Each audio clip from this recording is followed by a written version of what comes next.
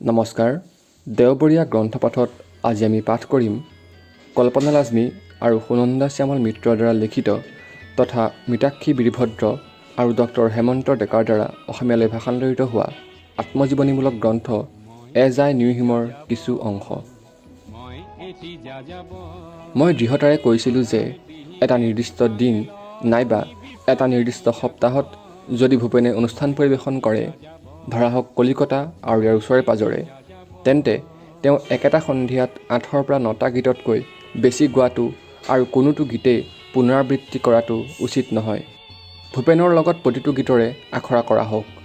তেওঁ দুপৰীয়াৰ আহাৰ 2টা বজাত খাই প্ৰথমটো অনুষ্ঠানৰ বাবে 6 বজাত প্ৰস্তুত হৈ ঘৰৰ পৰা প্ৰস্থান কৰিব লাগে। মই এগৰাকী প্ৰধান শিক্ষয়িত্ৰীৰ নিচিনা ভূমিকা লৈছিলোঁ। এলেহুৱা বাদ্যবাদকসকলৰ লগতে সিহঁততকৈ বেছি এলেহুৱা মিণ্টুৰ লগতো যুঁজিব লগা হৈছিল। মই মোৰ সকলোবোৰ উচ্চাকাংক্ষাৰ কথা পাহৰি মোৰ চলচ্চিত্ৰ নিৰ্মাতা হোৱাৰ সপোনক একাষত থৈ ভূপেনৰ বৃত্তিৰ পৰিচালনাত নিজকে নিমজ্জিত কৰিছিলোঁ। মোক বিস্ময়াভিভূত কৰি ভূপেনে সেই পৰিৱৰ্তনক আদৰি লৈছিল। ভাৰসাম্য স্থাপন কৰিবলৈ আৰু অপাৰ সাফল্য হস্তগত কৰিবলৈ তেওঁ কৰিবলগীয়া সকলোখিনি কৰিছিল। মই গাঁৱে ভূঞে চহৰে নগৰে তেওঁৰ লগত যাত্ৰা কৰিবলৈ আৰম্ভ কৰিছিলোঁ। তেওঁৰ প্ৰাপ্য পৰিশোধৰ বাবে অনুষ্ঠান পৰিচালকসকলক অনুসৰণ কৰাৰ লগতে দাম দৰো কৰিছিলোঁ।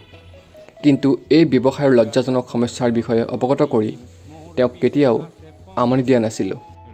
তেতিয়াৰে পৰা অব্যক্ত আৰু পৰাংমুখ বিশ্বাসভাজনতাৰে জীৱিকাৰ সকলো মানসিক চাপ, অৰ্থনৈতিক সমস্যা, আয়কৰৰ বিবাদ আৰু ভূপেনৰ ভাৱমূৰ্তি গঠনৰ অনুশীলনৰ দায়িত্ব সকলো মই মোৰ কান্ধত তুলি লৈছিলোঁ। মই দেখিছোঁ অনেক গগনচুম্বী অট্টালিকাৰ শাৰী, তাৰ ছাতেই দেখিছোঁ কত